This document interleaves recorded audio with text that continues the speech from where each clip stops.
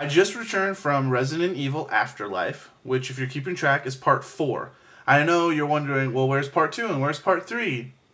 I ran out of time, so I didn't watch them. Once again, this is made by Paul W.S. Anderson, which I know some of you guys might not like him, which I've been saying a lot because I feel like I've only done his movies, which is kind of weird.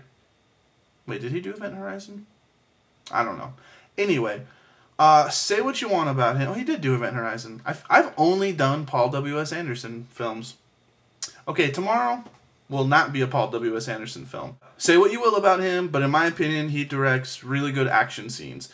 And at the heart, that's pretty much what this movie is. Don't think of it as a horror film, because it's really not. It's really just an action film, but instead of like fighting people and blowing up normal humans, they're fighting and blowing up zombies. So, I mean, I guess it's kind of a horror film, but it's not really. Returning as the main character Alice is Mila Jovovich.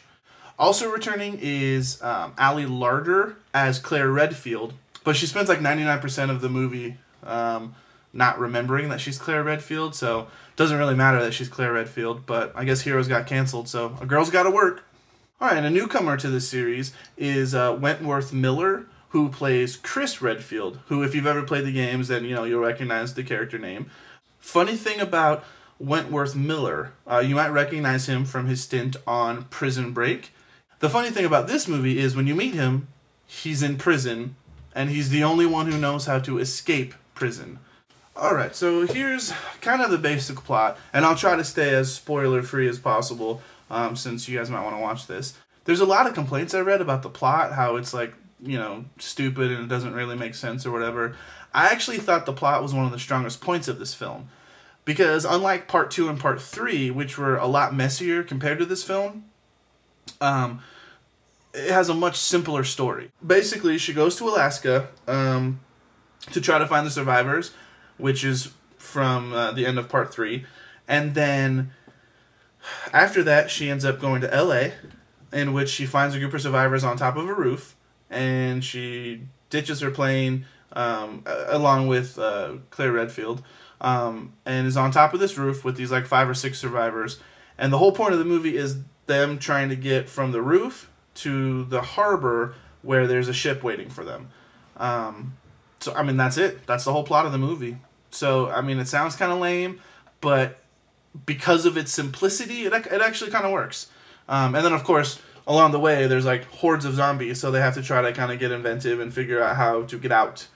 If you've played the recent Resident Evil game, number 5, which is the one where you get to play co-op, which is really fun, but really lame if you play by yourself. So get a friend and play it. But anyway, if you've played that game, you'll recognize a lot of kind of similar stuff in this one, which was awesome.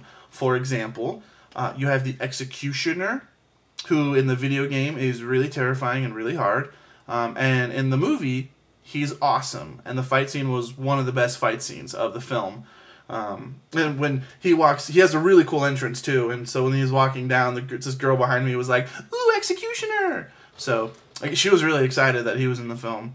Also from the last 2 Resident Evil video games are the new creatures, which aren't exactly zombies, but they're something else. They're called the Majin, or I don't know. But it's the people with the face things that open up and... And again, that same girl behind me was like, it's the Majin. I don't think it's an Asian sounding name like that, but I'm making it sound Asian. Probably because I ate at Buffet Asia tonight.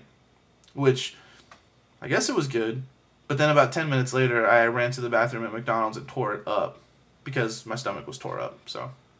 TMI. I had a little bit of complaints about the film, because if you remember from part 3, there's a problem of running out of gas, but then in this one, she has a plane that she flies, like, all over the country, like all the way up to Alaska, and then all the way back to LA, and it still never runs out of gas, which, I mean, maybe I'm mistaken, but don't planes run on gas too? So, if there was no gas, shouldn't she have no gas? My number 1 complaint about this film, though, is the ending. Now, if you've seen any of the Resident Evil films, you know that they always end on a cliffhanger. This one ends with a huge cliffhanger, as in it was like a TV show, and it was like, to be continued, and you would just tune back in next week and see what happens. But there is no next week, because you know, if they make a 5th film, you have to wait like 2 years. So, and no, never before have they ended where it was like blatant right in the middle of action. Stuff's about to happen, and then credits roll. So that was kind of lame. Everything up to the ending was awesome, though. It's the best Resident Evil film since the first one. So, I mean, if you're not a fan of the whole series, then that won't mean anything to you. But to me, which I loved all of them, this one was awesome. I recommend watching it in 3D. I thought it would be kind of like, you know, watching Honey, I Shrunk the Audience at Disney. But it's not. They don't abuse it, and it kind of heightens everything. Like when she's looking over the edge of a building, you actually feel like you're looking over the edge of a building, and you kind of feel it everywhere. So I recommend watching it in 3D if you can afford it, because it's usually a little bit more expensive. Now, if you watch the trailers, it seems like the whole movie looks like The Matrix.